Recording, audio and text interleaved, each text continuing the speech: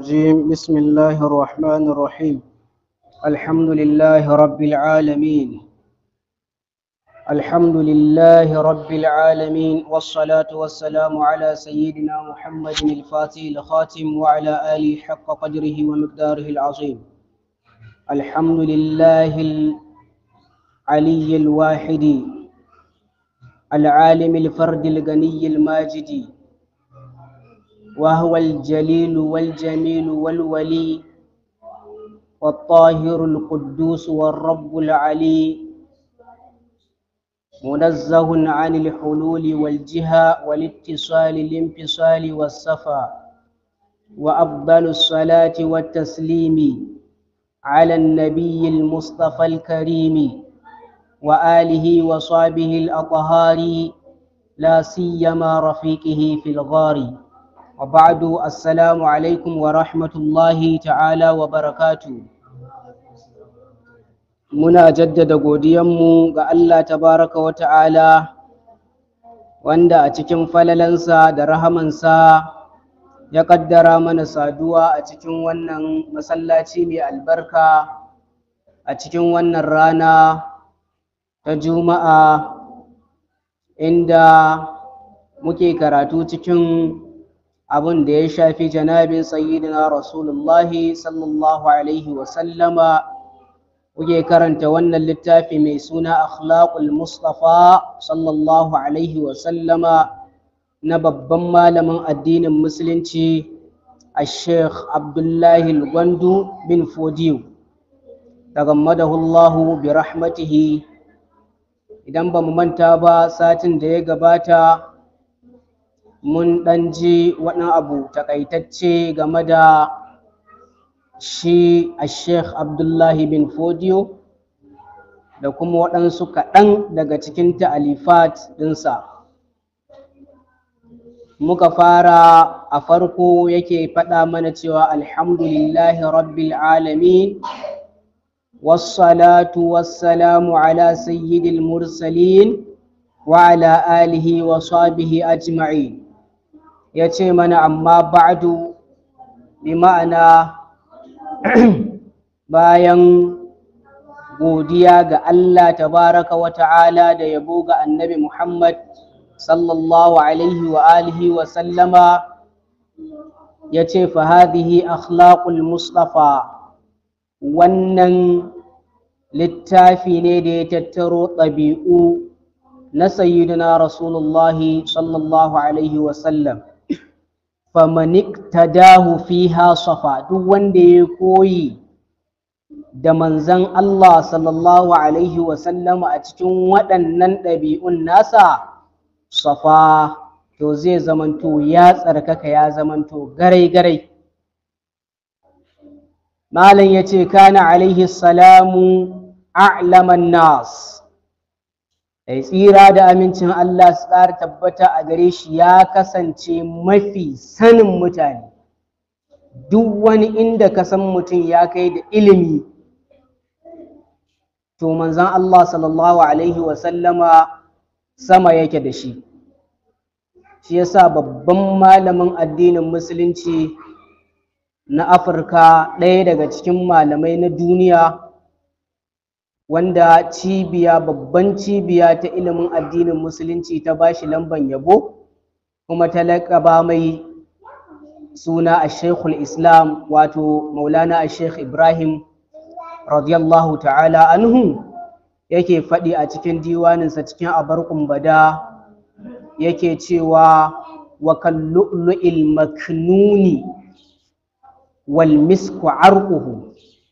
Manzan Allah sallallahu alaihi wasallam in ka kalle shi kai ka ce lu'lu'i ne, zufan jikin shi kuwa to kai ka ce turaren almiski ne.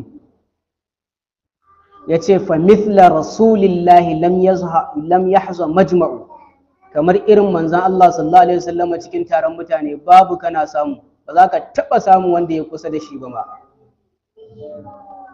Ya ce wa ahlamu khalqillahi a'dalu khalqihi minan nasi askha bal minan nasi ashja'u. Yace shine nan mafi haƙurin mutane, haƙuri ahlam mafi haƙuri wannan haƙuri ne wanda abin da aka yi ma za ka iya ramawa, kana da iko da ƙarfin da za ka iya ramawa, amma sai ka haƙura.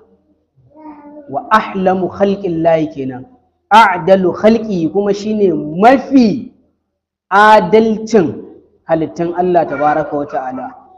Minan nasi askha, annabi Muhammad sallallahu alaihi wasallama ya fi kowa kyauta a cikin halittun Allah gaba ɗaya. Bal minan nasi ashja'u, kai ya fi kowa ƙarfi, inda mun ji yadda kissan Rukanatu ya kasance tsakaninsa da manzon Allah sallallahu alaihi wasallama. Alqadi Iyad ya kawo a cikin Ash-Shifa, kitabu Shifa bi ta'rif huquqil Mustafa sallallahu alaihi wasallam. Sannan kuma yace mana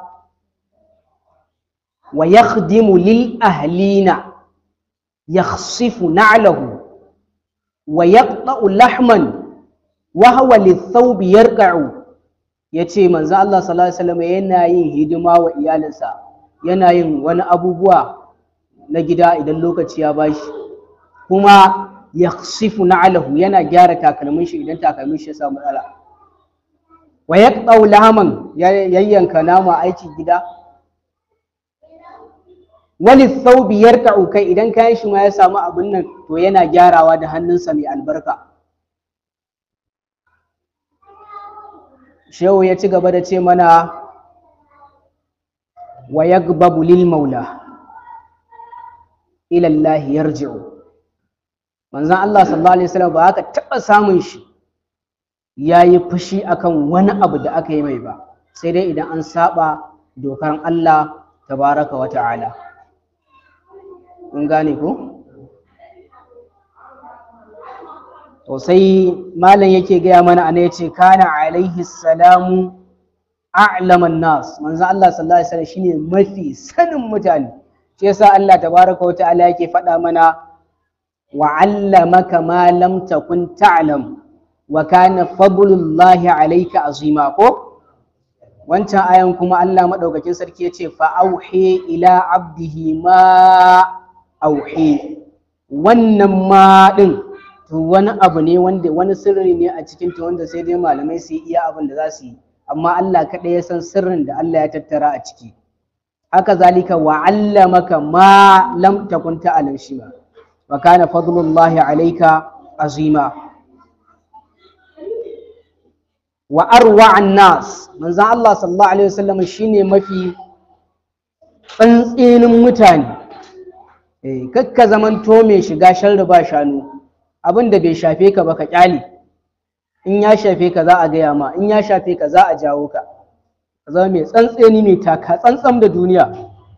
Wa azhadan nas, manzon Allah sallallahu alaihi wasallam shine nan mafi gudun duniyan mutane, ya fi kowa gudun duniya. Menene gudun duniya? Menene malamai suka ce game da gudun duniya? Gudun duniya ba shi bane Allah yi maka wadata ka ƙi sa sutura mai kyau, ka ƙi wanke kayanka, ka zauna cikin datti da tsummo kara. Gudun duniya ba shi bane Allah ya maka wadata ka ƙi cin abu mai daɗi, duk ba shi bane. Ainihin gudun duniya shine ka ci halal. In gane ko? Ka ci halal. Shehi yana ce mana duniyar da kake ta nema bata ma samu ba, ina za ka guje ta? Wai ana nufin ana nufin ka ci halal shine ainihin magudin duniya.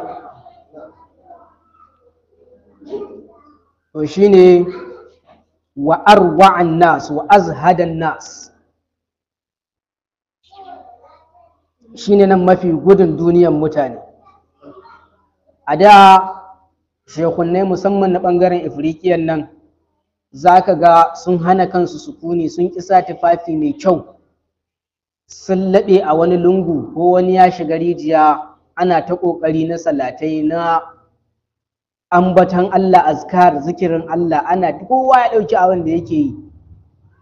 Da Shehu Ibrahim radiyallahu ta'ala anhu ya zo ya ce musu duk ba haka bane, ba haka al'amarin yake ba, ga yadda al'amarin yake. Ka fito fes a matsayinka na malami, a matsayinka na ɗalibin ilimi, masu zaman kashe wando wanda ba sa neman ilimin addini ya zamanto ba su bi ka shiga ba ko shi yasa zamu ga shi idan ya zo ƙasa ma shugaban ƙasa ne yake taron shi. Idan ka ƙi taron shi to wanda ka aiko ya tare shi lallai shi zai maye gurbinka.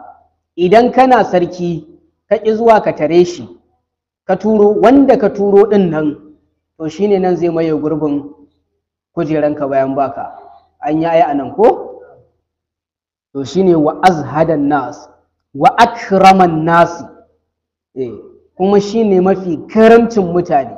Watan idan ka yi rayuwa da manzon Allah sallallahu alaihi wa sallama, ko kuma idan ka ji tarihinsa ko idan ka shiga cikin hadisansa, za ka gane a duk duniya babu kamar manzon Allah sallallahu alaihi wa sallama irin wurin iya mu'amala da mutane, wurin irin iya kaffa da mutane, wurin yin yafiya ga mutane, wurin haƙuri da mutane. Duk irin abin da kake da shi manzon Allah sallallahu alaihi wa sallama zai yi haƙuri da kai. Shine akraman nasi, shine nan mafi karamcin mutane. Wa a'dalan nasi, shine mafi adalcin mutane. Wa ahlaman nasi, shine mafi juriyan haƙuri na mutane. Shi yasa akwai wani lokaci wanda manzon Allah sallallahu alaihi wa alihi wa sallama sai ya zamanto yayi rabo, sai daga cikin irin munafukan nan sai wani yake cewa ai baka yi adalci ba. Yanzu kai duk duniya idan manzon Allah sallallahu alaihi wa alihi wa sallama bai yi adalci ba, wane ne zai yi adalci? Wanda shi yana gaya mana lidhaka atana qasiman wa muqassama, kuma ya ce Allahu huwal mu'di wa ana al-qasim, ko Allah shine mai bayarwa, ni ne mai rabo. Kuma haka zalika akwai sanda aka je yaƙi, an dawo yaƙin nan manzon Allah sallallahu alaihi wasallam ya ɗauki ganima ya ba wa mutanen Makka, ya babbayar, sai mutanen Madina suke jin cewa su fa ba a ba su ba. Manzon Allah sallallahu alaihi wasallam ya ce ni ba na zo na same ku kuna cikin duhun jahilci ba, na fito da ku daga duhun jahilci na shigo da ku haske. Kuna cikin duhun kafirci, na fito da ku daga duhun kafirci na shigo da ku cikin hasken musulunci da imani da Allah tabaraka wa ta'ala. Ya ce kai yau da a ce mutane waɗansu mutanen za su bi nan, mutanen Madina su bi nan, zan bi inda mutanen Madina ne suka bi. Shin ku ba ku yadda waɗansu mutanen su tafi da wani abu wanda ya shafi duniya ba, ku kuma ku tafi da manzon Allah sallallahu alaihi wasallama? To ko a lahira idan ka ga ba ka tare da manzon Allah, wallahi ba za ka samu rahama ba. Ko a lahira shine rahama gaba ɗaya. To shine suka shiga taitayinsu. Wa a'dalan nas, shine mafi adalcin mutane. Wa ahlaman nas, shine mafi juriyan haƙuri na mutane. Yaya juriyan haƙuri? Zahiri da baɗini. Akwai wanda ya kasance cewa ya shirya makirci akan shi, yana so ya shahadantar da manzon Allah sallallahu alaihi wa alihi wa sallama. Ya ce shi zai yi imani da annabi, amma fa sai sun haɗu a guri kaza.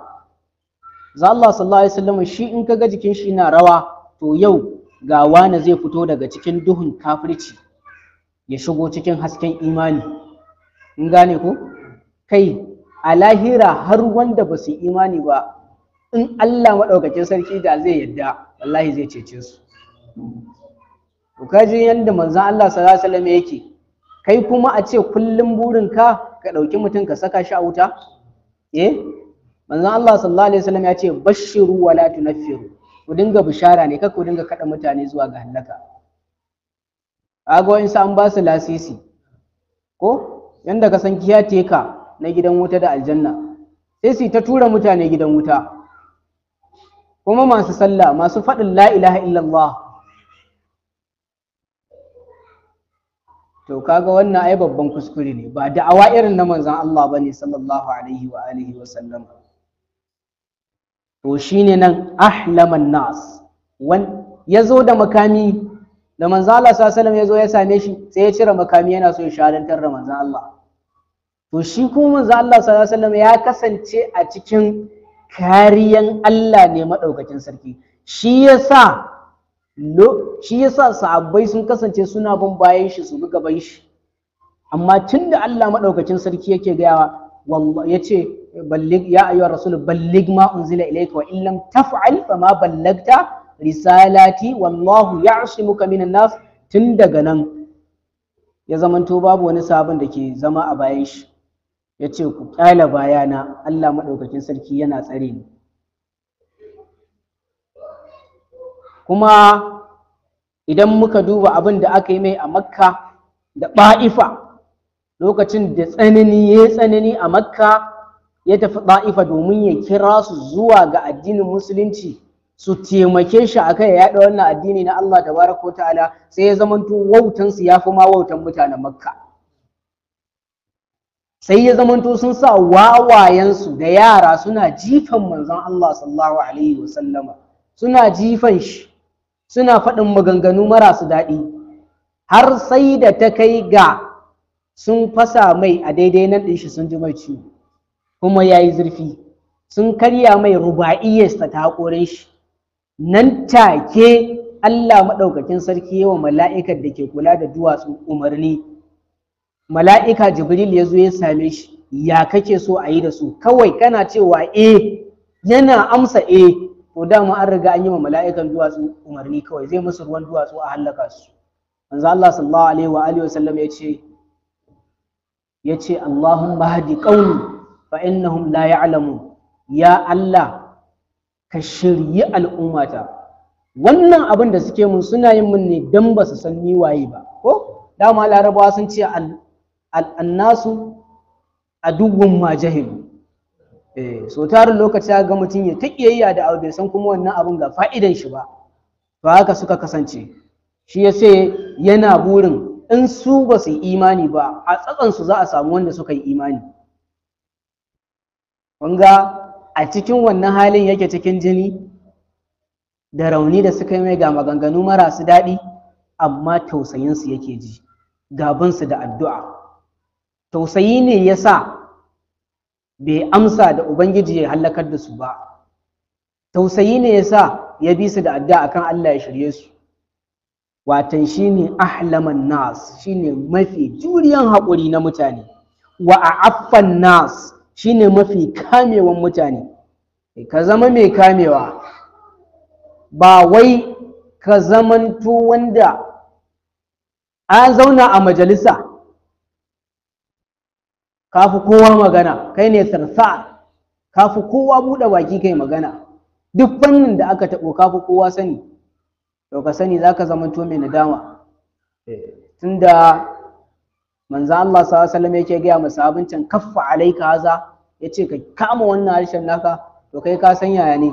Shi yasa a cikin hikiman da aka yi harshe sai aka yi mai wani get guda biyu. Get na farko mu duba haƙora ne suke datse shi, get na biyu shine labba, domin dai wani mutum ya kaffa da shi. Shi yasa masu hikima ne ko hadisin manzon Allah ne sallallahu alaihi wasallam yake cewa law kana al-kalamu fiddatan lakana sukutu zaban. Da a ce magana za ta zamanto azurfa, to da shiru shi kuma ya zamanto zinare.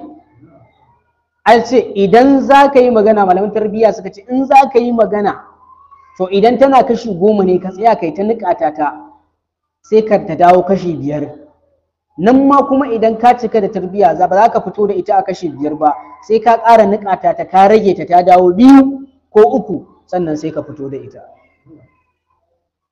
Yasa manzo Allah sallallahu alaihi wasallam yake gaya mana cewa ya ishi mutum sharri ya zamanto duk abin da ya ji sai ya yada, kuma ka zamanto mai yada alkhairi ne. In ka ji labarin wani na alkhairi, yau wato kokari kai ta yada, amma in ka ji na sharri ne, kai ya zama abunka wani zai fara ji. Mun gane ku? Domin mun karanta wancan sata ai mun karanta, kar ka zagi wani akan wani abu da yake kan wani abu da yake yi kai, ko wata ɗabi'a, wataƙila Allah shi ya bashi lafiya ya yi mai wannan abin, kai kuma Allah ya jarabce ka. Ai ba wa yau kai ba, tsalle kai Allah ya kare ka, ai ba haka bane. To manzon Allah sa shine a affan nas, shine mafi kamewan mutane, wa askhan nasi, shine mafi kyautan mutane. Ko yasa ga yana shoke ga mana minan nasi askha bal minan nasi ashja'u. Duk a cikin mutane manzon Allah ya fi kowa kyauta. shi yasa akwai wancan balaraban ƙauyen da ya zo ya ce waɗannan fa tumakan nan, sai aka ce ai dan na manzan Allah ne. Ce kai nashi ne ya tara wannan abu haka?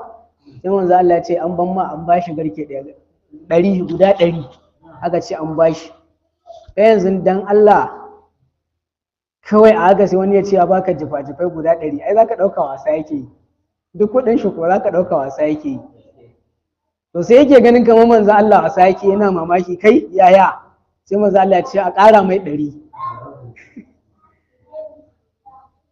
Sai nan ma dai mamaki ya cika shi, yana ganin fa ko dai samfoti ne. Manzo Allah ya ce a ƙara mai 100. Nawa? 300. Da ya ga fa an tattaro mai abin da gaske ake, sai ya kama kuka.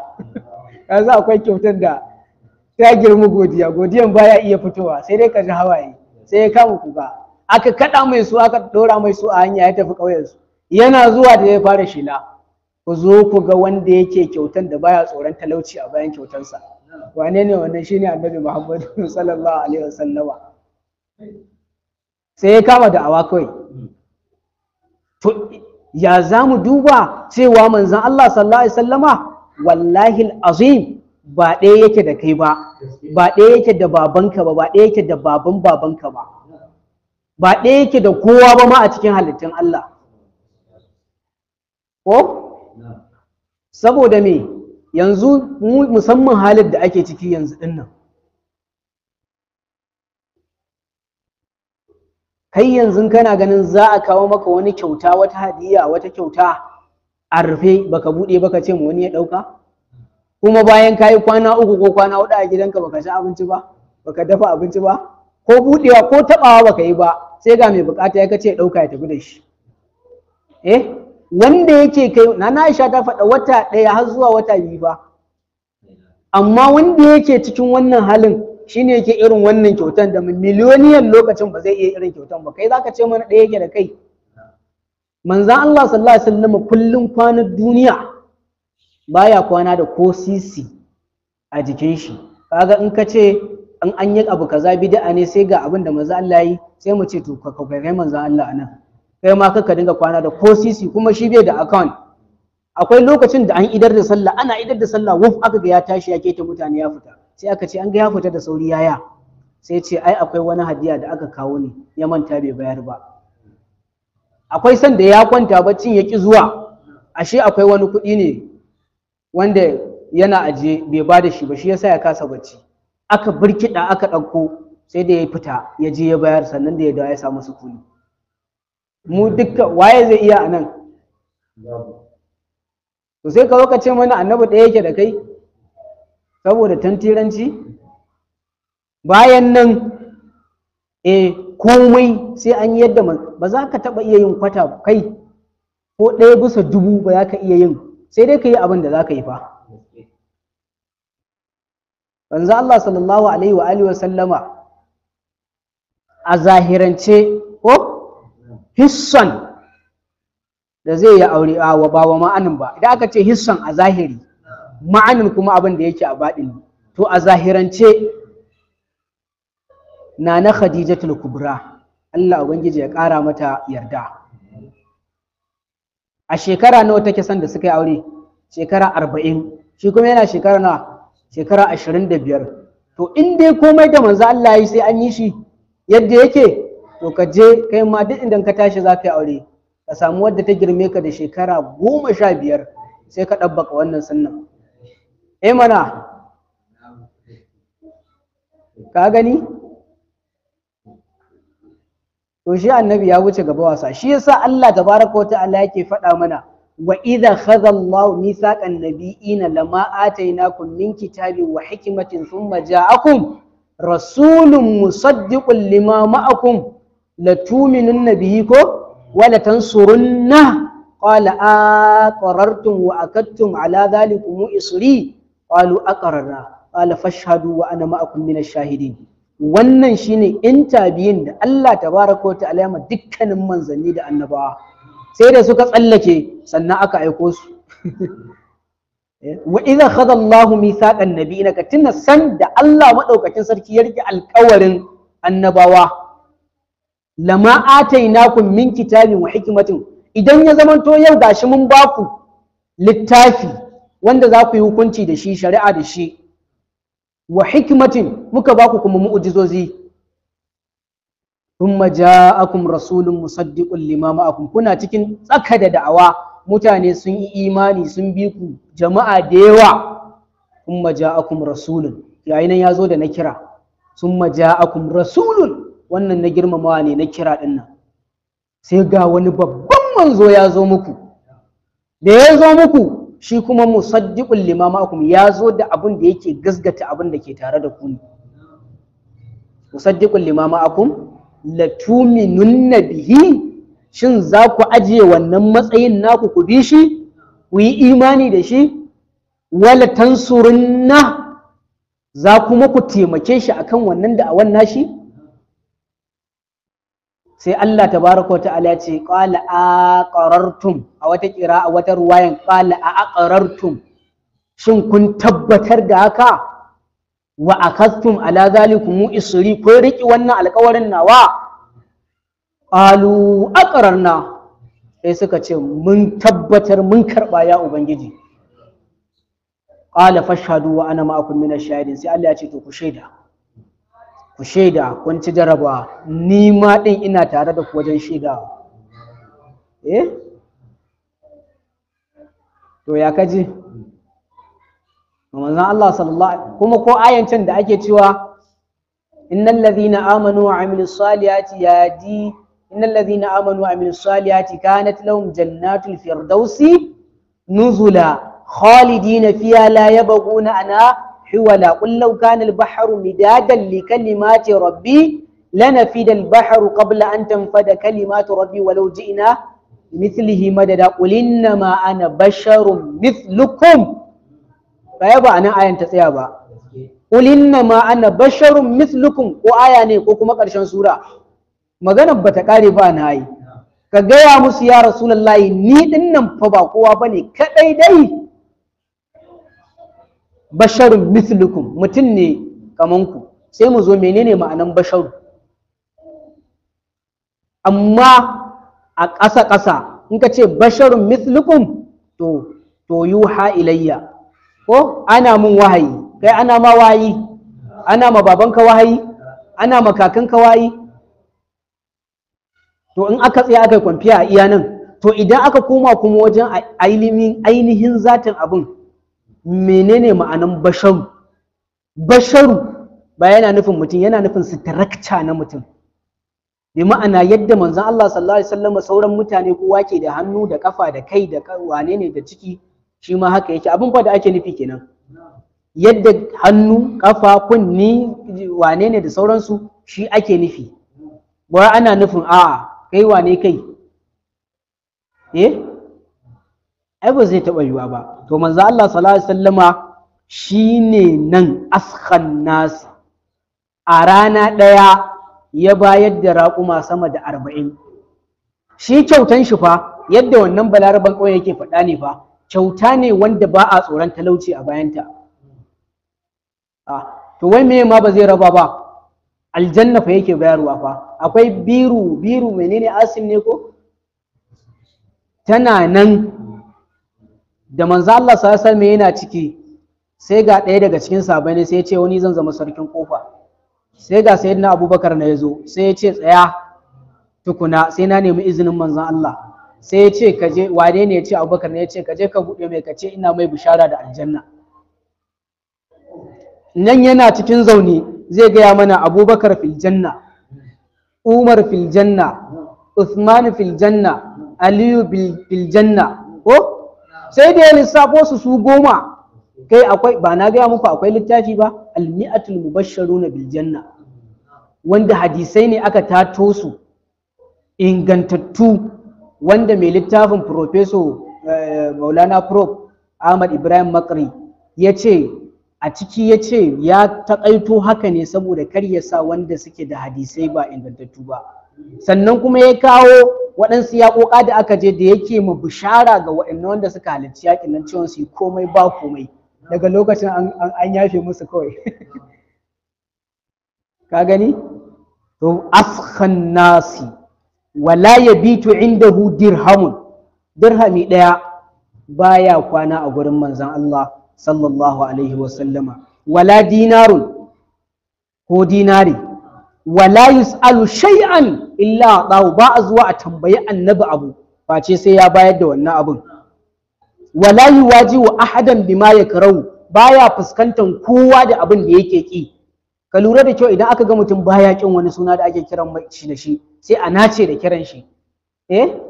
Wani abu da mutum zai bai so sai ka ga mutum an nace mai da wannan abun. To manzo Allah baya fuskantar mutum da abin da baya so. Wa yubasitu kulla ahadin min ashabihi, yana shimfiɗan fuska ga kowa daga cikin sahabbansa, hatta yazunna annahu a'azzu alaihi min jami'i ashabihi. Kowanne a cikin sahabbai yana jin ciwon kai, ni fa na fi kowa na matsayi gurin manzon Allah fa, saboda yadda yake girmama kowa da kowa. Mu fa yanzu zaka ga mutum sai ya ganshi a raine, ba za ka bashi girma na Allah da Annabi ba sai ya bayyana a gare ka yana da wani matsayi, sannan sai ka zo wannan dan Allah kai kenan.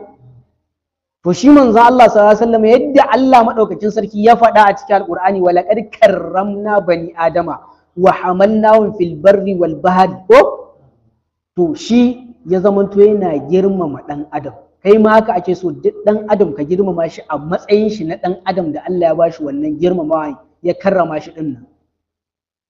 To haka manzon Allah sallallahu alaihi wasallam yake yana girmama kowa, hatta yazunna annahu a'azzu alaihi min jami'i asabi, sai mutum ya dinga jin a ran shi ciwon kai, din na fi kowa matsayi gurin manzon Allah sallallahu alaihi wa sallama akan sauran. Wa kana ashaddan nasi haya'an, ya fi kowa kunya, ya fi kowa kunya. Yanda ma wannan ya kawo a cikin hayatul islam din nan, ba ya ce ya fi mace amaryan da take cikin lullubin amarci kunya ba? Ko ashaddu haya'an wa huwa ya'ti liman da'a wa yaghdabu lil maula ila al haqqi yarji'u. Duk wanda ya kira manzon Allah ashaddu haya'an, ya fi kowa tsananin kunya, kuma ya gaya mana al haya'u min al iman. Haka zai mai kekeshashen ido, ai in mutum ya mun kankara na itace zan mai. To ashaddu haya'an wa huwa ya'ti liman da'a, duk wanda ya gayyaci manzon Allah sallallahu alaihi wasallam yana karba mai gayyata, yana ansa mai, da masu hali da masu mawadata da yara duk da bayi da yaya duk yana amsa gayyatansu a matsayin shi na matsayi shugaban duniya da lahira. Shi yasa kaga malamai suke kwadaitar da mu, kaga misali yara yadda suke tasowa da soyayyan annabi, sai ga yara sun dan hada abun su na wasa, sai su ce maulidi, wallahi ka su gayyato ka ki zuwa, kakka kuskura. Tunda Aisha Ibrahim ya faɗa haka ko ya faɗi cewa wanda za a yi taron akan shi, an ce yara ne, ya ce to wanda za a yi taron domin shi yaro ne. An tambaye wani sahabi, ya ce da kai da manzon Allah wane ne gaba? Ya ce ni ne mafi shekaru, amma shi ne babba. Ya kai wata hikima. Shi dai a shekaru shi ne ya fi, amma kuma babba manzon Allah ne. Wai ina so mu dan samu guri ne ko kan mu kwana a daji. Kuma wata wabu'an, to sai mu tsaya akan wajen wa kana ashaddan nasi haya'an din. Sai mu tashi anan ko. Alhamdulillah, abinda muka karanta daidai Allah maɗaukacin sarki ya bamu lada, na kuskure kuma muna roƙon Allah tabaraka wa ta'ala da ya yafe mana. Muna roƙon Allah maɗaukacin sarki da ya karɓi ibadunmu. Ga lokaci ya riga ya gama ƙurewa, amma minti kaɗan, saboda za mu dawo lokacin muna cikin sallah ne, kuma wannan ɗin naga zai fa'idance mu gaba ɗaya. Wannan wata falala ne wanda aka samu daga manzon Allah sallallahu alaihi wasallam, musamman ga mu wanda ba mu samu daman zuwa hajji ba. Mun san muna da wani wata wanda yana ɗaya daga cikin watanni masu alfarma, kamar watan Ramadana. A cikin shi 10 ƙarshen nan muna jin girman falalansa. A cikin 10